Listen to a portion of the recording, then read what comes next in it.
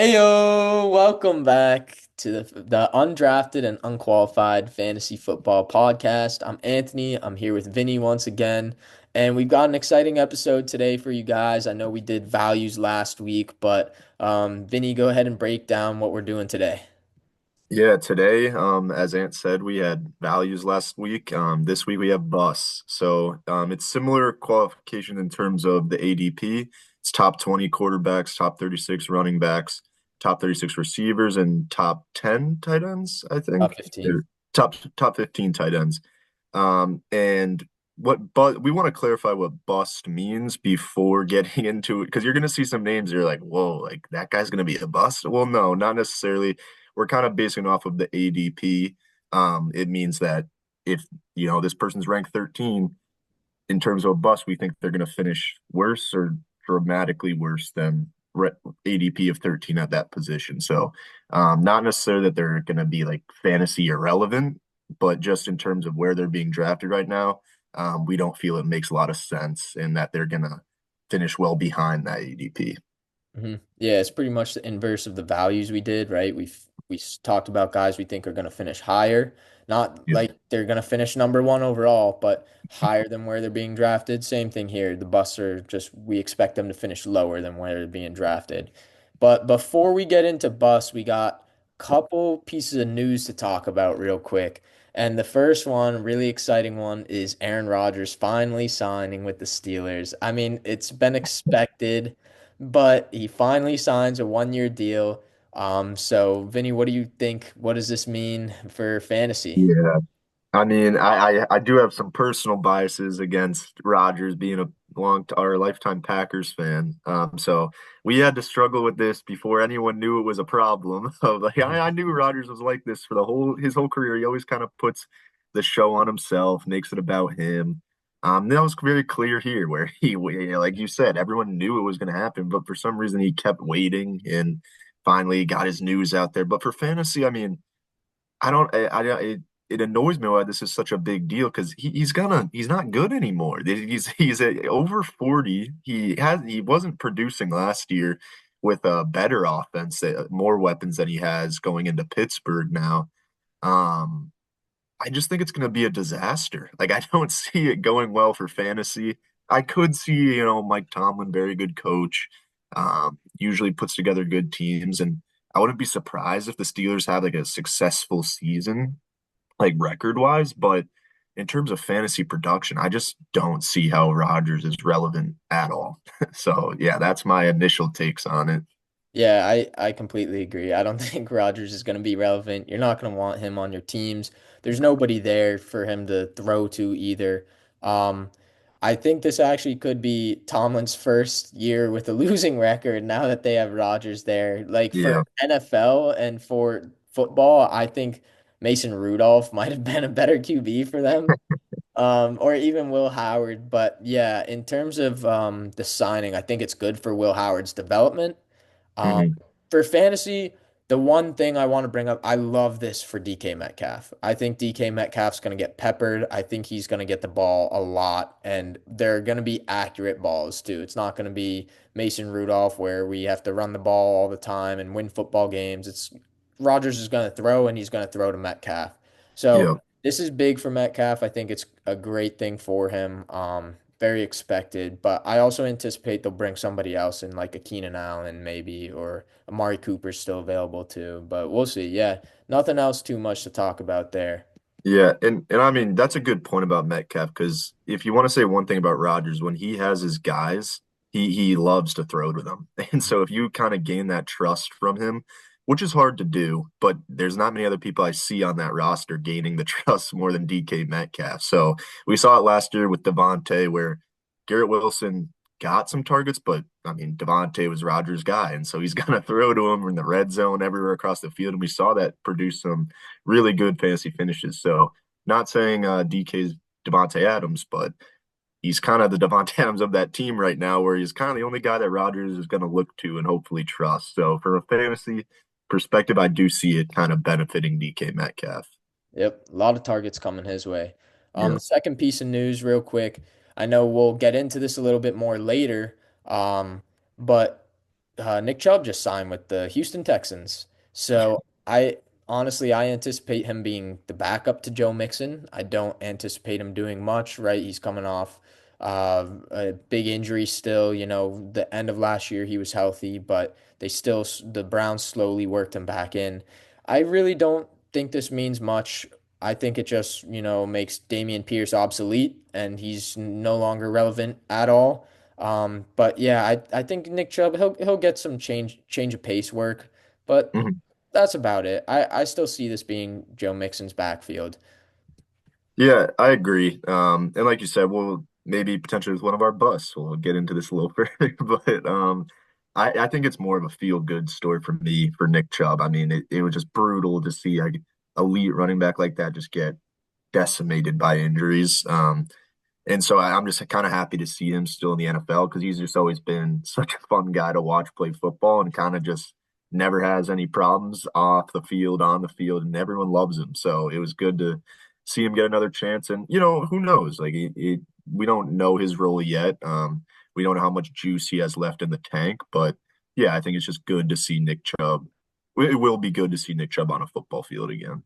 I agree. I kind of wish it was Chicago though, so he could Mhm. maybe get that role, the Yeah. one. But Mhm. it's still good to see him playing, and we'll see what he can do.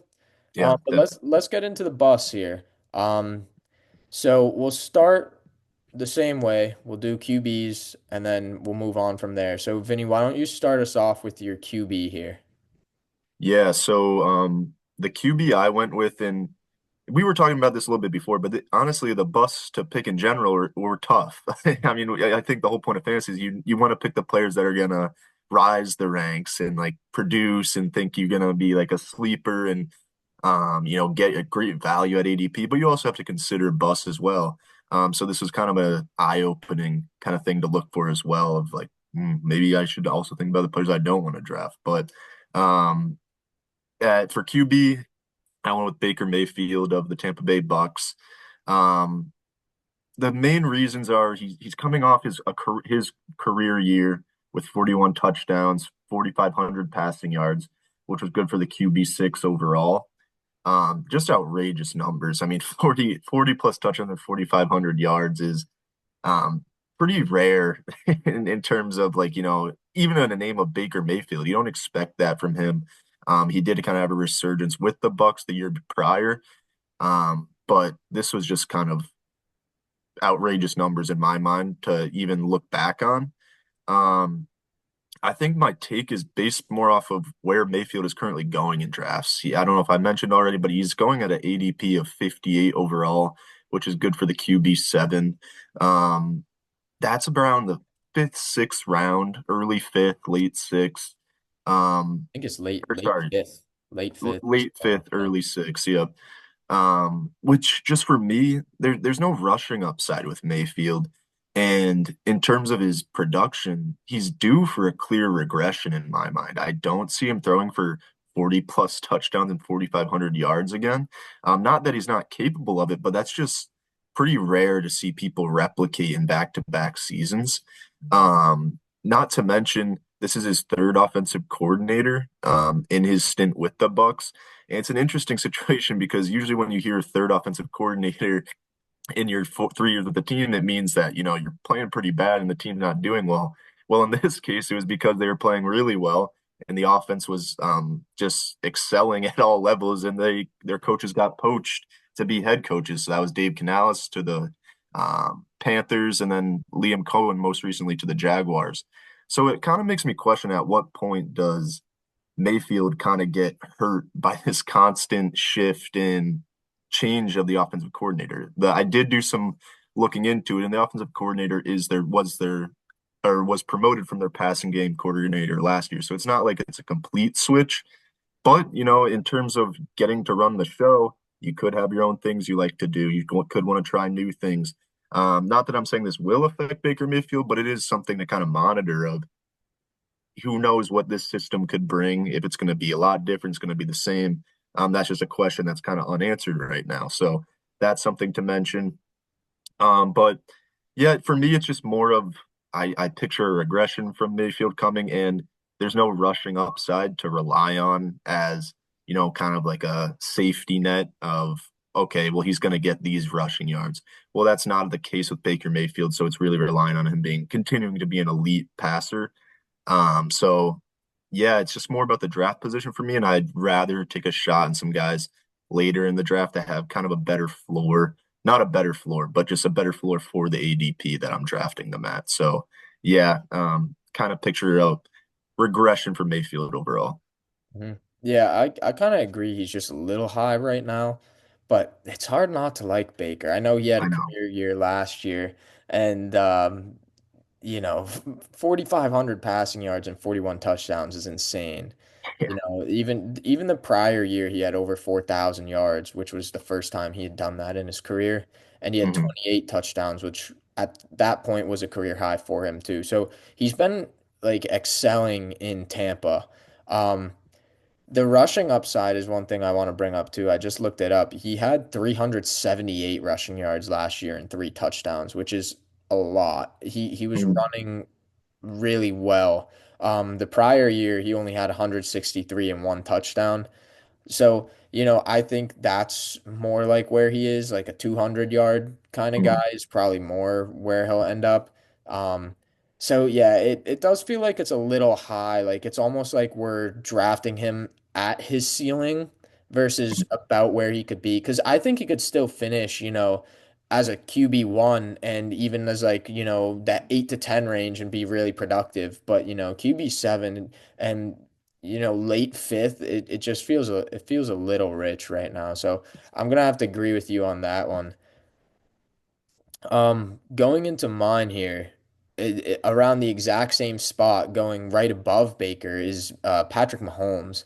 So Mhm. he's currently going at QB6. Everybody's gonna be sitting here listening to this. It's gonna be like, oh my God, why is Anthony bringing up Patrick Mahomes as his bus? But Yeah. let me break it down for you real quick, and it'll make a lot more sense. The name alone is what keeps him from falling in drafts and is what keeps him, like, oh, we have to draft Mahomes, we have to draft Mahomes. I know people had him ranked as like quarterback one going into last year, which was really high. But this Chiefs team now, they're running the ball more. Like he is passing a lot less. They're just turning into like a winning style football team. He's not chucking it down the field like he used to. And, even with Pacheco injured, we had Kareem Hunt step in and, he was super productive because they started running the ball. And for Mahomes' finishes, he finished as quarterback one overall in 2022, which is why, he's had like, oh my God, we have to draft Mahomes. But in the last 2 years, when they started running more, and since Pacheco's been in the league, he's finished at QB8 and QB11 respectively, which is a back end QB1. And he's being drafted at QB6 in the late fifth right now. Um, so, when we're seeing that, it's just like, okay, we're reaching on him a little bit. His ceiling kind of feels capped. Then similar to Baker, he doesn't have a lot of rushing upside. Like, I mean, it helps him out that he has ran for over 300 yards in each of his last 4 years. But, it's not like he's going to be Jalen Hurts and run for a ton of touchdowns and crazy yards. And Jaden Daniels ran like crazy last year. Those are the guys you want to target in fantasy usually because those are the cheat codes. But, Mahomes, as good of a quarterback he is, and who I think's the best quarterback in the NFL, he's had double-digit interceptions in each of the last 4 years too, which kind of blew my mind when I saw that. I was like, damn, so, those picks pile up and that adds to, negative points in fantasy. And he's also hovering right around the 4,000 yard mark in passing in the last 2 years, and each with under 600 pass attempts, which also shows like that drop. And he's only had 27 and 26 touchdowns respectively, which is a fine season. But, we know Mahomes is a guy who's going to be a gunslinger and chuck it down the field and have more of a Baker Mayfield season last year with Yeah. 4,500 yards and 40 touchdowns. And he hasn't been doing that. Mhm. So I think it's just like looking at the most recent sample size, this is just it's hard to buy him. I know like there's a lot of guys there, the weapons are there, but Kelsey's the TD guy for him and he's getting older, he's not scoring as much. Rashi Rice is coming back and he's a short area target. Worthy and Brown are the deep threats, but we still need to see them. And come back healthy for Brown, of course, and then Worthy, like what's Worthy going to look like now with Rice coming back? So I really want to see Mahomes air it out again before I start saying like, oh yeah, I'm gonna go ahead and draft Mahomes. They're playing winning style football, just controlling the pace of the game now. They're not airing it out because they're not down. They have a great defense still too. And like I said, the name it's gonna keep him from falling in drafts. But I think it's just way too rich of a spot when you can get guys like Dak, Purdy, or Herbert who feel kind of similar to me. Probably less than 300 rushing yards that Mahomes will get, but they kind of feel similar to me, and they could touch that 27, 30 plus touchdown mark and over 4,000 passing yards, and they're going a whole 3 rounds later right now. So, Yep. I just QB 11 last year, that's where he finished, and we're drafting him at QB 6 when I think there's just more upside. Even the rushing quarterbacks like Kyler Murray are going behind him. So, Mhm. yeah, I think I'm out on Mahomes. He's going too early, and the name alone keeps him, staying up that high. Yeah, no, I mean, Mahomes is always kind of a tough one these past few years to just kind of rank and overall just decide where he should be drafted. Just Mhm. because, like you said, the name alone, it's hard for people to fathom that the best quarterback in the league, I think that most would agree in terms of talent and success that he's produced, Mhm. is not the best fantasy quarterback in the league. And that's the case at like a lot of positions. So especially quarterback. So yeah, you're right. He hasn't really, they've kind of gone away from that Tyreek Hill, Travis Kelce gunslinger offense where this guy's throwing for 50 touchdowns and 5,000 yards. Mhm. Um, and I think that's what's holding him. Like his name as well, but his past production is like, well, if he does do that, then I am drafting him at the QB 6 and he's the QB 1 if he throws for 50 and 5,000 yards. But I agree. I think they're kind of not past that. He's still very capable of doing that. But in terms of their offense and how they kind of have constructed it and what they've been doing the past few years, I don't see him getting back to those elite numbers. And I think they just continue to win football games however they can. And that doesn't have to be Mahomes slinging the ball around the field. So, yeah, I think it's a good one, but it's also a tough one because I see myself in drafts still to this day of like, wow, Patrick Mahomes, I could get him right here. It's just like hard to pass up. But Yeah. yeah, I think it is kind of time to have a conversation of like, hey, like this guy maybe should be outside. Like, should he be closer to 10 than he is to 5? Like, I don't know. So it'll be interesting to see how that changes as we get closer to the season. But yeah, I think it's some good points. Yeah, and as you said, like it's tough to look at this and like, oh my God, the best QB in the NFL is not good for fantasy because the main talks lately have been how would you rank the following four quarterbacks? Mahomes, Josh Allen, Lamar Jackson, and Joe Burrow. Those are the four people say are the best four, which I would agree, but how do Mhm. you rank them? Well, in fantasy, Lamar's an elite rusher, Josh Yep. Allen's an elite rusher. So they're scoring a ton of points for you in fantasy. So they kind of correlate. They're in the top four in fantasy and in the NFL. And then Mhm. Joe Burrow last year, I have it up right now. He completed 70% of his passes and almost 5,000 yards and 43 touchdowns last year and only 9 picks. So Yeah. he went crazy last year. Yeah, Like those are that's why Burrow prime produced. Mahomes numbers right there. Right. So it's like, Mahomes just isn't producing like that and he doesn't have the rushing upside. So that's Mhm. why he's falling or he's lower than the other guys, but I think, that's why it's tough to be like, "Oh, well, he's better than these three guys in the NFL," but no, Yeah, those yeah. three guys are better for fantasy right now. Yeah, yeah, that's what you have to realize. So, but yeah, I agree with Mahomes. Wait, quick question, since they're so close to each other, Yeah. Mayfield and Mahomes, who are you going with if if they're both available at that spot in the draft? That's a tough one. But based on the most recent production, the last 2 years we've seen Mahomes take a dip and Baker's been on the rise. I think I Yeah. would go Baker. Mahomes has the weapons, but Baker has weapons too, and they just drafted a first round wide receiver as well. So I think I'd go Baker. I like the potential rushing upside and the long runs he can score the touchdowns on too. I think they're pretty close, honestly. And I think it kind of works out that we took the two of them Yeah. because they seem like pretty similar profiles for fantasy football. So it's like, they can be gunslingers, but and there's not a ton of rushing upside, but how's it going to look for them this year?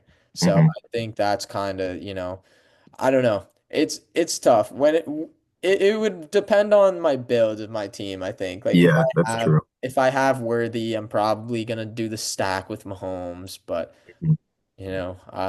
it's all up in the air. Either one really, it's a coin flip. Yeah, no, I think the right pick is Mayfield, but I feel like my heart would just drag me to Yeah. Mahomes. Like, I just Yeah. can't pass on him. But yeah, Yeah, I agree.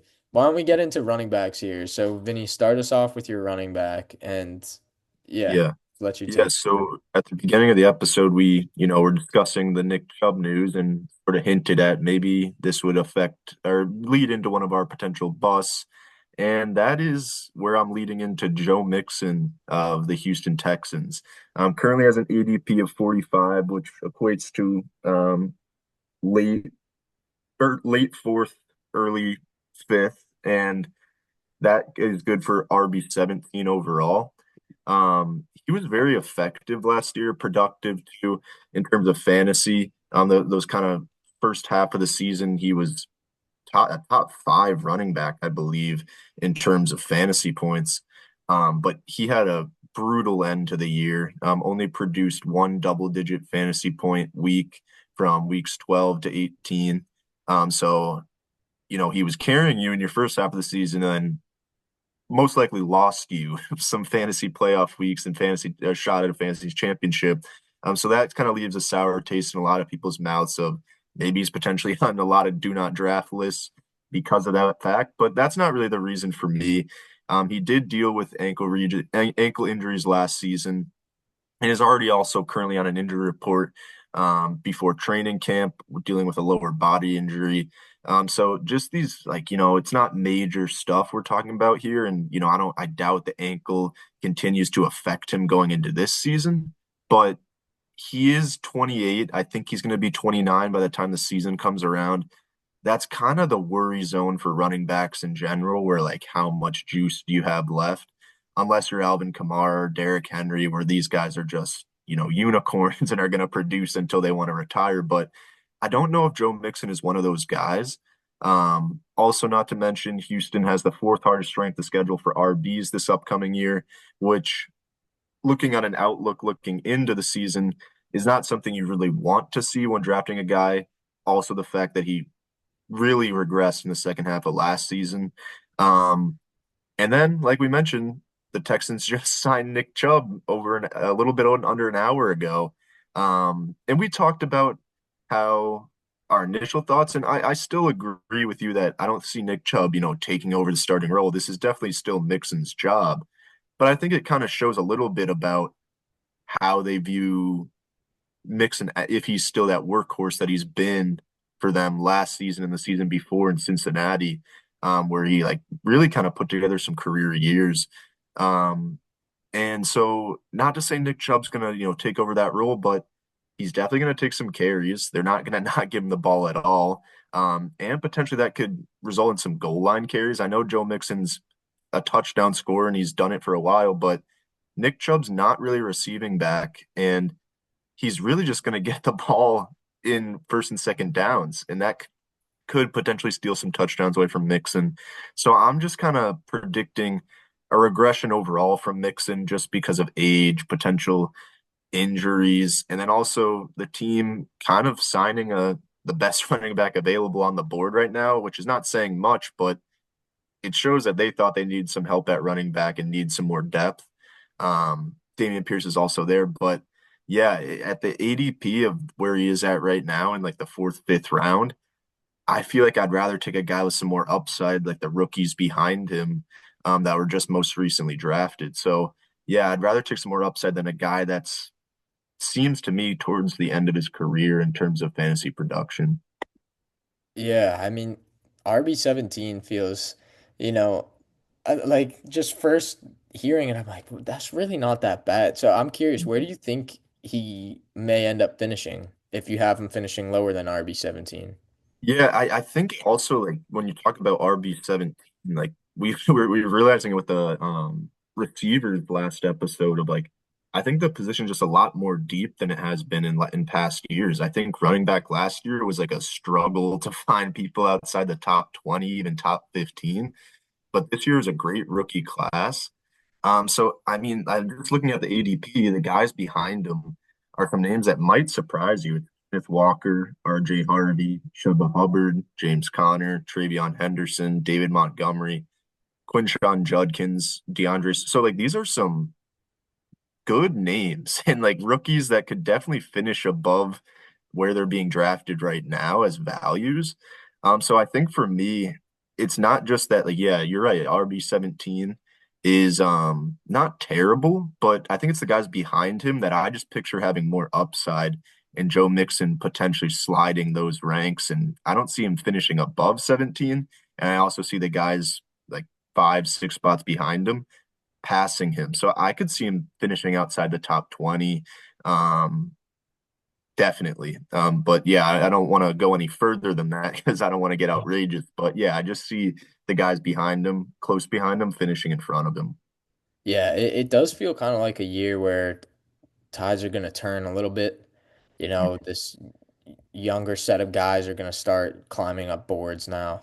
Um, it's tough for me. You know, I kind of agree with you. I looked up his birthday. He's turning 29 in the end of July, so before the season even starts, and that's that age where you start to worry. And you don't worry about guys, well, as we've learned, like Derrick Henry, who are just different. They're just different. But, Yep. you know, with Mixon, who's historically been pretty inefficient and he produces off of volume, the Nick Chubb signing, like it is concerning, you know, Mhm. instead of being a three down workhorse, how does Chubb cycle in? Is Pierce, I think Pierce becomes obsolete, but maybe the Texans don't think so. And they're Mhm. like, you know, we're gonna give him occasional work. And then it's more of like a 1-2 punch with, you know, Pierce even mixing in a little bit. So I kind of agree with you where, you know, it's tough because Mixon's been so productive and he was last year, but you know, I didn't even realize he only had one double digit fantasy points in the end of last year, the last 6 weeks. So Yeah. that really kind of gets me on board with your take here. Um, but yeah, I think, you know, with just the inefficiency and stuff too, you know, RB17, it really doesn't sound bad, especially compared to where he finished last year, but it does feel like this is such a deep class. And like, even I think I'd take David Montgomery over him. I don't know if James Conner's going behind him, but I think I'd prefer James He is. Conner Yep. over He's going him. behind So, him. right. So, like, some of those guys, I know you mentioned Ken Walker. I'd love taking the upside of Ken Walker instead. Mhm. So, yeah, I kind of agree with you here, and I like the take. Definitely interesting. Yeah, no, and I think it would be a different story if it was like a third down running back that they signed and Mixon still guaranteed that first and second down work and goal line work where like those are the fantasy points of touchdowns. But the fact that it's a guy that kind of plays a similar style of just like first, second down and goal line work, it's like, well, is this just going to be a 50-50 split? Like what's going to happen here? So, yeah, it's going to be fun, like interesting to monitor how it plays out. But yeah, definitely something to watch. Yeah, I think it's just clear like they're not ready to have Mixon be that three down guy again. I Hmm. I could be wrong, but I think they drafted a late round running back too. So Did they? it just shows like, yeah, we could look up the Texans draft class real quick. But I think it's just, yeah, they did. They drafted Woody Marks, running back out of USC with pick 116, which Okay. is fourth round. You know, so I think just Good the capital. take of what they're doing is like they know Mixon's still the guy right now, but I think they're Mhm. preparing just for the fact that he's about to be 29, the wheels could start falling off, and they don't want to run him into the ground. So I think this is a great take you have here. Yeah. Um, Before I mention my guy's name, I want to preface again that busts mean they're going to finish lower than where they're going. Because my guy is Jahmyr Gibbs. And it's like, holy shit, what is going on? Yeah. Jahmyr Gibbs, this guy just finished as the RB1 overall in PPR last year. Like, what are we doing? Um, he's going currently sixth overall. And he's going as the RB3 right behind Bijan and Saquon Barkley. And let me just get into it. Let me explain myself a little bit. So he finished as the RB1 last year, but 25% of his points last year came in three games, and they were three games without David Montgomery. And again, a quarter of all of his points last year came in only three games where he was the guy and the only guy. So David Montgomery's back. And I think they're not going to go away, even without Ben Johnson. I think they're not going to go away from utilizing the both of them, David Montgomery and Gibbs. It's what worked for the team, and it's what worked for them winning games. They finished as the one seed last year. So I expect Montgomery to come back in and play a big role. With Montgomery and in Gibbs' rookie year in 2023, I think Montgomery missed three games as well that season, but he didn't take off in those three games like he did this past year. Montgomery played a little bit more. Gibbs finished as the RB10. So again, still an RB1. I still expect him to finish as an RB1, but pick six feels rich. He's young, he has the receiving upside. There is a lot of upside for Jahmyr Gibbs, but Montgomery is what really scares me away. I found this stat as well. Over his career, Jahmyr Gibbs has averaged 27.4 points per game in the six games without Monty in the lineup, which is really impressive. I mean, it explains exactly why he scored 25% of his points without him last year. I saw the games, it was like a 25 pointer, a 26 pointer, and then he had that like 46-point game. Um, Mhm. but with him in the lineup, he's only averaging 16.7 points per game. And this average would have had him tied with James Cook at RB11 last year. So, you take away those three games. Say Monty ended up playing them and he stuck at his average. He would have finished around RB11. He made the jump to RB1 in three games. Um, so look, I love the upside of Jahmyr Gibbs, but I like David Montgomery a lot. I think Montgomery's going to get touchdowns. I think he's going to get a lot of touches. And I think they're going to continue to use the both of them, which is going to cap Gibbs. I think he'll finish as an RB1, like I said, but pick six overall is a little rich because here's the guys who are going after him who, after thinking about, okay, Monty's still there. The six guys going after him in the first round is Puka, Malik Neighbors, Nico Collins, Ashton Genty, Amon-Ra St. Brown, and Brian Thomas Jr.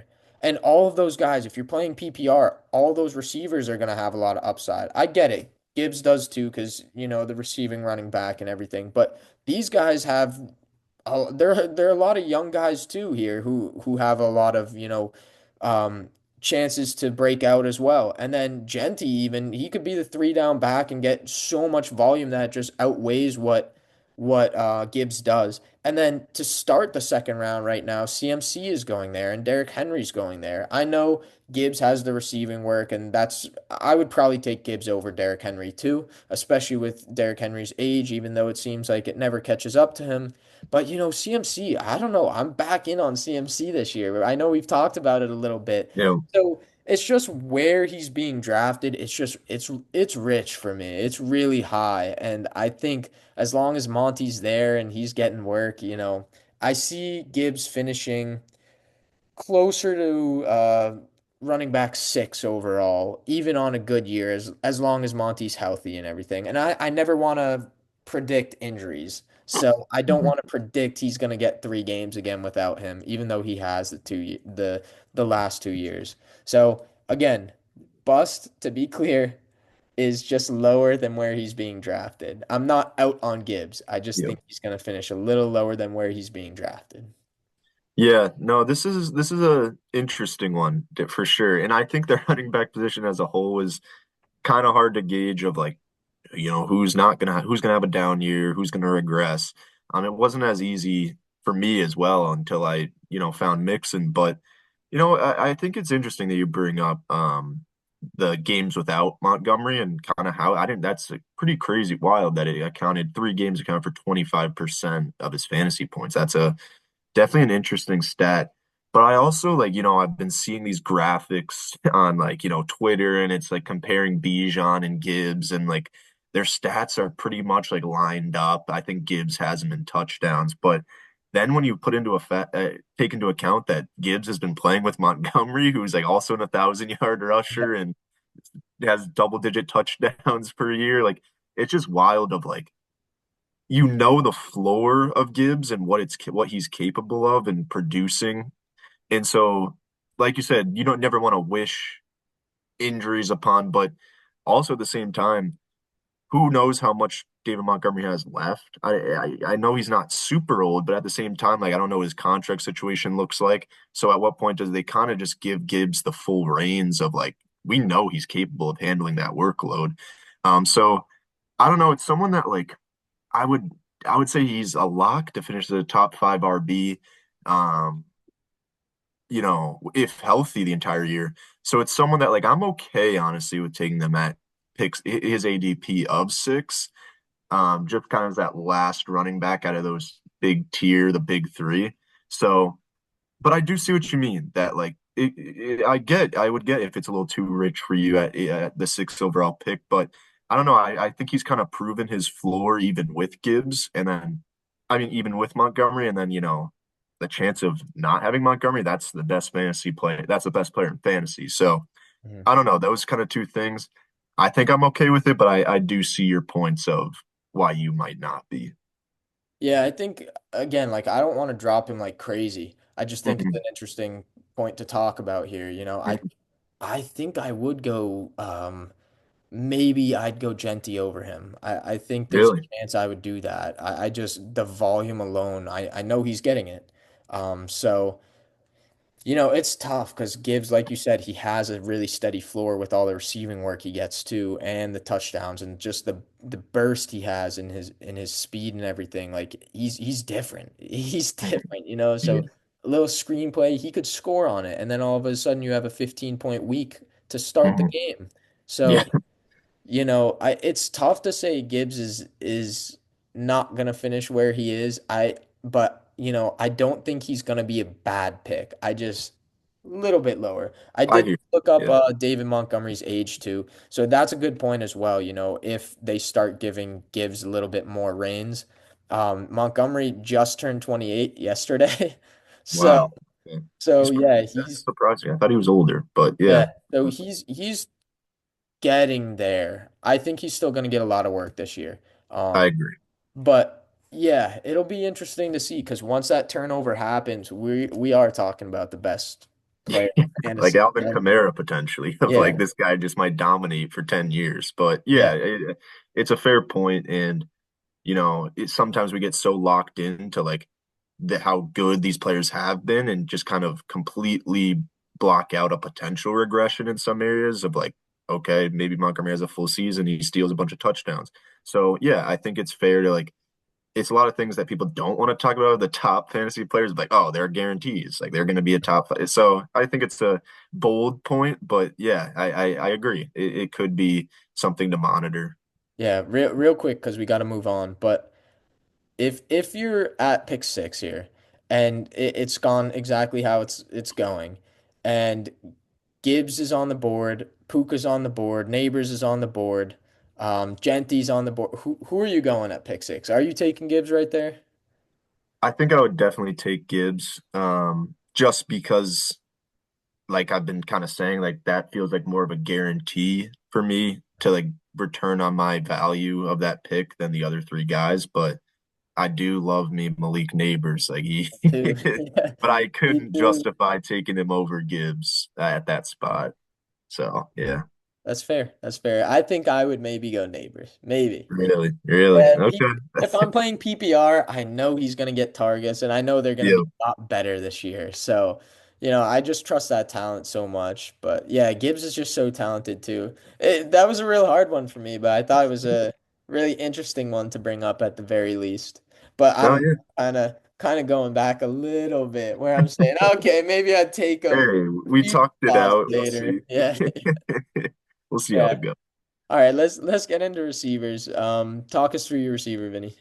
Yeah, so my receiver, I feel like he's gonna be, this isn't like a crazy take, and I feel like it's a pretty popular name for like this category if you've seen across like, other podcasts, other fantasy sites. But the receiver I went with was Terry McLaurin of the Washington Commanders. Had a ridiculously good year last year with Jaden Daniels. Had 13 touchdowns, finished as the wide receiver six overall, which is his best fantasy finish by far.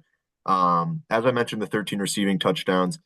In his career, he has never really been close to double-digit touchdowns. His closest to that number was seven in his rookie season.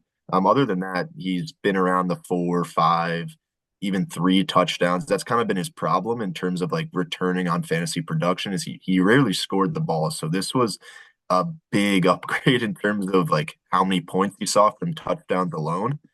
Um, while touchdowns increased, that was really the only stat that we saw a major improvement in. I mean, yards and receptions were around the same numbers he's seen in past years, which I thought was pretty interesting. I thought like with the insane boost in touchdowns, I thought he had to be, career highs in receptions and yards as well. And that really wasn't the case. So that kind of surprised me. And so I dug a little deeper into it.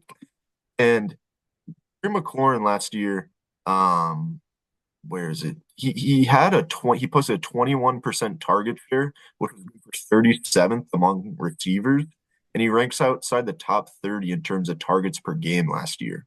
So not only is we can we expect like a major touchdown regression from 13 because of his averages in the past of like not being able to produce double digits. I think it's also like it was interesting to me that he really didn't get the ball as much as these elite wide receivers, not even elite wide receivers, but like even wide receiver twos. Top outside the top 30 was really surprising to me. So obviously touchdowns are going to go down, but there's really not much of a guarantee that he's going to continue to get an elite level of a target share like these other guys in the fourth round are getting. I mean, not even fourth. I mean, he's going at the end of or early third round. And so that's just way too high for me right now. For a guy that, I'm betting on a regression, and I'd much rather have guys with upside around him. I mean, Marvin Harrison's going behind him. Give me Marvin Harrison, a guy that could potentially have the numbers that Terry McLaurin had last year, and I'm getting him spots behind McLaurin. So yeah, it's just everything points to a regression. Not to mention Debo Samuel's coming in this year as well. Not saying that that's going to affect McLaurin dramatically, but it's still more targets that are going to go to a different guy. So yeah, I think this is not a pot. This is a pretty popular one, but yeah, in my mind, I can't draft Terry McLaurin where he's going right now, and I think he finishes well behind where he's being drafted. Yeah, I'm completely on board with you.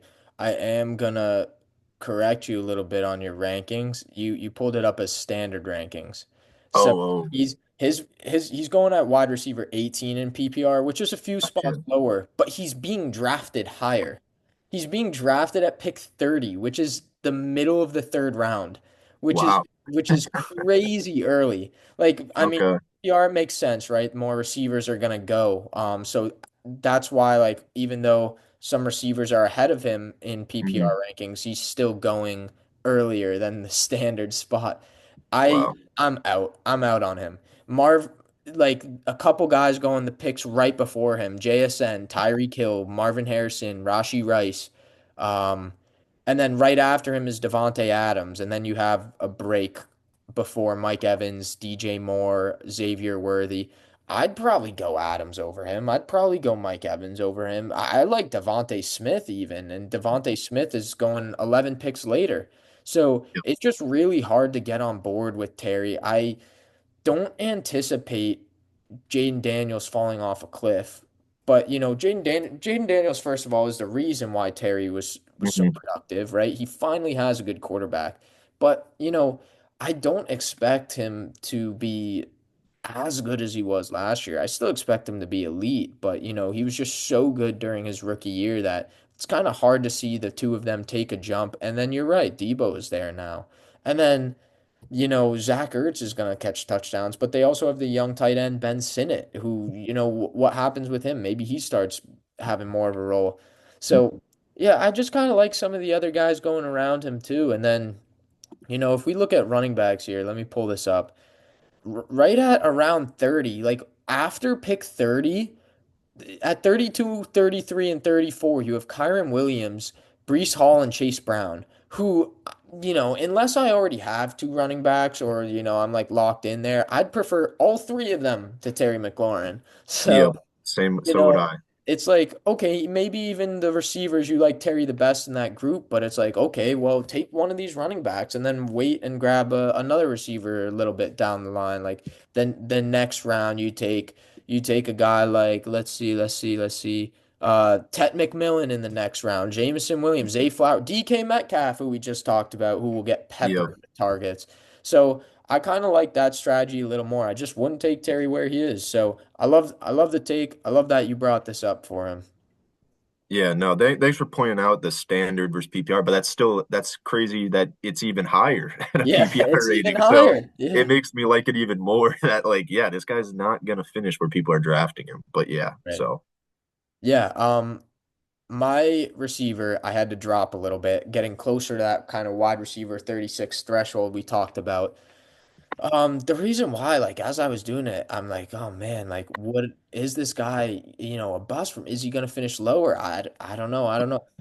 I got down to Roma Dunze at wide receiver 31, and that is where I was okay. No, this guy's not finishing that high. He's being drafted at pick 56 overall, which is the fifth round, 508. That is super early. That is really, really early. He's being considered a wide receiver three when he is yet to produce. He finished as the wide receiver 49 last year and played all 17 games. I know it was his rookie year. Oh, he's going to take the jump. That whole team's going to take the jump. I am not one of those guys to believe that personally. I don't think they're going to just all of a sudden excel into this elite offense that everybody is predicting. I know Keenan Allen is gone, but Luther Burden is there now, and we don't know what this offense is going to look like. Is Rome going to be the two? I believe so, but again, we don't know. And then even with Keenan Allen and DJ Moore ahead of him last year, Rome had 101 targets, which is not bad for a rookie. But he caught 54 of those for 734 yards and three touchdowns. I just don't see a massive jump coming for him. And there's so many mouths to feed on this offense. We've talked about it before. There's Cole Kmet, there's Colston Loveland, there's Luther Burden, DJ Moore, there's Roma Dunze. Then you have Swift catching some passes out of the backfield. I just don't believe Caleb Williams is going to produce that much. And I really want to see him produce before I buy into the Bears offense and say Rome is the guy. I believe in the talent for Rome, but I don't believe in the Bears and Caleb Williams in particular. So I think he takes a step. It's his sophomore year, but a fifth round pick, just it's so, so early. So, you have to make the decision yourself for all of you listening here. You got to make that decision. Do you buy it or not? Because if you buy it, it's a perfect spot to take him. I yeah, personally don't. And, if you're like me and want some guys who are going around him, there's guys like Chris Godwin, Jordan Addison, Calvin Ridley, Juwan Jennings, Chris Olave, and George Pickens, who are all going right behind him. And, I think I would maybe take every single one of those guys ahead of him. There's question marks on a lot of those guys, right? Like Godwin, the injury, Olave, the injury, Addison now playing with JJ McCarthy. But yeah, I don't know. I can't buy into Rome here. Even with 101 targets last year, it's the same quarterback. So even if he's getting the targets and he's catching about half of those passes, I don't know. I need to see yeah. it before I buy into this. Yeah, no, I mean, I think the things you like have pointed out just continue to shock me of like the depth of the position at wide receiver, but also it's deep position, but you have to pay up early round draft capital in your drafts to get these guys. Yeah. Like I feel like last year we had these rookie receivers going in the seventh, eighth round. And you could justify that of like, okay, if a guy like Xavier Worthy, Lad McConkey, if they had return a Brian Thomas, if they return a good year, I'm set at my receiver position. But Roma Dunze, like you said, he had his rookie year and he still has a fifth round draft capital. I agree. It's way too high for me. Um, and if it was the seventh, eighth, ninth round, I'd be more willing to take a shot at him to be that guy in the Bears offense with Ben Johnson.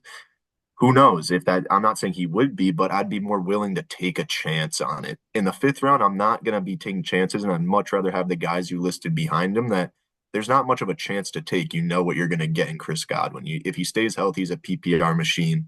Yeah. All like DK Metcalf, I was behind him, I think you said, right? And Uh, like we said with no, the not or not DK. Pickens though. Pickens, okay, but even I remember I don't remember all the names you said, but I almost completely agreed with all of them that I would take them over Rome. So Hmm. yeah, it's a tough one at his value right now, and I think it's way too early to be fifth round as a guy that's maybe the wide receiver three on his team. Yeah. So yeah. Yeah, that's so fair. Yeah. Let's go into tight ends here. Vinny, what do you got? Yeah, so my tight end I went with as a bust this year in terms of ADP was Jonnu Smith of the Miami Dolphins. Um, Anu, again, my theme has kind of been going off of career years last year and just kind of expecting some regression. And that was the case with John, who has his best season of his career by far with a tight end overall tight end four overall finish. Put up his best numbers of his career in every stat. In receptions, 88 receptions, which is crazy for a tight end. 884 yards and eight touchdowns at the position, which wasn't a career. It tied his career high from his last best finish. He finished at number 10 in 2020. So Anu has never really been a fantasy relevant guy, and in my mind, it kind of came together as just the stars aligned in that moment where he kind of fits the Dolphins scheme very well. But with that said, I think he kind of, benefited from the down years of Tyreek Hill and Jalen Waddle. And for next season, I'd rather bet on Tyreek Hill and Jalen Waddle bouncing back and producing more for fantasy than Jonnu Smith continuing this same level of production. And I think that is an either or. I don't see a world where Tyreek Hill and Jalen Waddle improve and kind of get back to that level we know they're capable of. And Jonnu Smith kind of does the same things he's doing. So I think it really is an either or. And then also not to mention right now he's currently going through some contract disputes with the Dolphins, and trade rumors are kind of starting to swirl around where we don't even know if he will be a Dolphin by the start of the season. It's definitely has potential for that to be the case. So if that was the case, if he was to be traded, I don't see his situation improving in terms of like offensive usage wise. If he gets traded to another team, if he's not starting with the Dolphins at the start of the season, so maybe he'd improve in terms of targets available, but in terms of offensive minds of Mike McDaniel and scheming of how to use Jonnu Smith, if he gets traded and that's has potential right now, I don't see it improving. So there's a lot of factors that I just at his current ADP, it's not. I don't know if I mentioned his ADP, but his current ADP is tight end eight. So yeah, it's just seventh, eighth round. That's a little too early for me to kind of take a shot that again. I think on a guy that's in my mind definitely going to regress in all the major stats. So yeah. Mhm. Yeah, I see he's going ahead of guys like Mark Andrews, Evan Engram, who we talked about last week, Mhm. Tyler Warren, David Njoku. Yeah, it's tough because I love the talent for Jonnu Smith. I think he's a freak of nature. I think he's a really good tight end. But I kind of agree with you. I think Tyreek's going to be a little bit closer back to form. I don't know if he's going to be producing like crazy, but I don't know. And then Waddle too, I think there should be some good things happening for Waddle. And then if he gets traded, I think it's worse for him, right? The rumors is to Pittsburgh. Please don't send him to Pittsburgh. It's Arthur Smith. We Yeah. don't want a tight end in the Arthur Smith Yeah. team. And then now they're checking in on Kyle Pitts too. Ah man, Kyle Pitts. he'll never turn into anything if he gets traded there. So, you know, if Jonnu would get traded to like I know another team in the talks of tight ends is the Chargers. I think he could produce there. But yeah, I don't know. I think it's tough because he was so good last year, and Hmm. I believe in the talent. That's one of those guys I believe in the talent and have for a while. So it's tough for me to say I don't like where he's going, but I think I would rather take a shot. I definitely on Ingram. Um, Warren, maybe Njoku. I like Njoku a lot too. Njoku's kind of that same player for me where they're really, really good tight ends. But Njoku always seems to get hurt or something. So Hmm. I like the points you bring up. I think it is gonna be interesting to see how it shakes out too, because there is a world where it's the same scheme as last year, and all of a sudden Jonu's a beast again. But Yeah.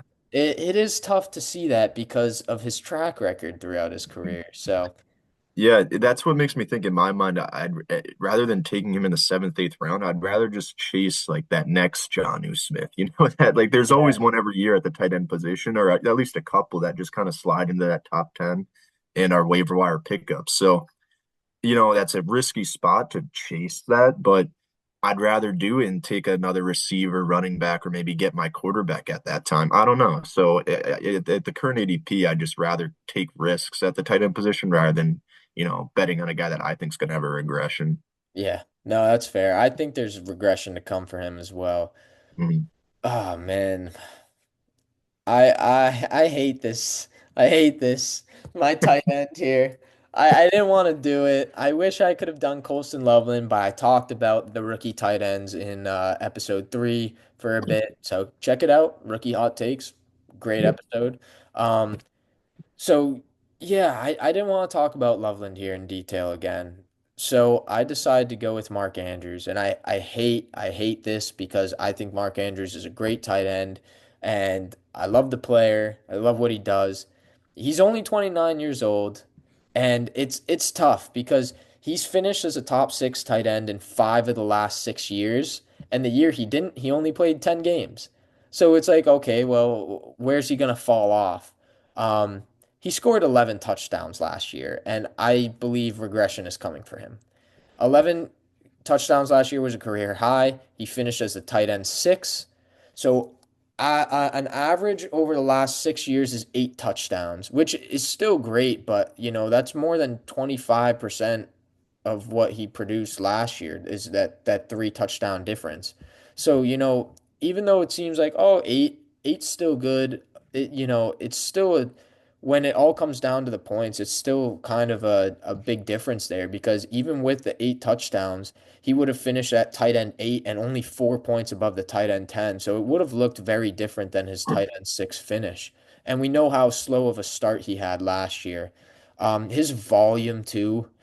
It's not only the touchdowns, it's his volume. He had 55 receptions on 69 targets and 673 yards. That's not great, right? Tucker Kraft had a better stat line. He had over 700 yards, and Mark Andrews had 673. So it's not great. We know Andrews is similar to John, who Andrews has been in trade rumors, and it's because the Ravens have the 25-year-old stud in Isaiah Likely, who's been eating away at his snap share. Andrews had a 61% snap share last season. I did the math. It was 61%, which is pretty damn low. Usually those are the tight ends where you let go to waivers because 61 Hmm. doesn't amount to anything. And I kind of anticipate the snap share to look similar this upcoming year. And back in 2022 when he finished at tight end 4, his snap share was like over 85% almost every game and there were a lot of games he was in the 90% for snaps. So, that's a crazy drop off now where he's at around 61%. So with likely taking those snaps away, he's in trade rumors. He's got a low snap share, and there's low volume for him too. I find it really hard to believe that Andrews is going to get anywhere close to the 11 touchdowns again. And I wouldn't be surprised if it's closer to six even than his average of 8 touchdowns because that snap share is so low. And for comparison, even with 6 touchdowns, which is a solid season, if he had that last year instead of 11, he would have finished at tight end 14. So, I just think unless his all of a sudden that snap share increases and the volume, he gets receptions, targets, yards again, which I just don't buy is going to happen. I just don't see him producing here. And his ADP, which I have yet to mention, he's going in the end of the ninth round, which isn't terrible, but he's going at tight end nine. And some of the guys who I just mentioned, they're going right behind him. You have Ingram's going behind him. Tyler Warren, David Njoku, they're all going right behind him. And I talked about Ingram last week. I would take Ingram over him in a heartbeat.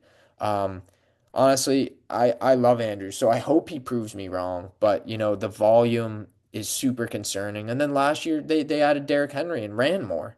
So, I just it's really tough for me to buy in that all of a sudden Mark Andrews is not only going to get his snap share back, but the receptions are going to come back, the yards are going to come back, and he's going to still produce a ton of touchdowns. So I just, like I said, if he had 6 compared to 11 touchdowns last year, he would have finished 8 spots lower than he did. So I Mm. think, it's he could finish there. He could finish outside of a tight end one category. But then again, I wouldn't be surprised if he still finishes as the top 10 guy. Yeah, no, I think I agree with a lot of what you're saying is that we're witnessing the regression firsthand right now in terms of not only fantasy, but his just career as a whole. I think it's coming to an end, unfortunately. I mean, this is his last year under contract with the Ravens. And what do you know, that lines up perfectly with this is a last Isaiah Likely's last year under contract with the Ravens. So are they going to sign the 26-year-old or the 30-year-old in Mark Andrews? I think we know who they're going to go with.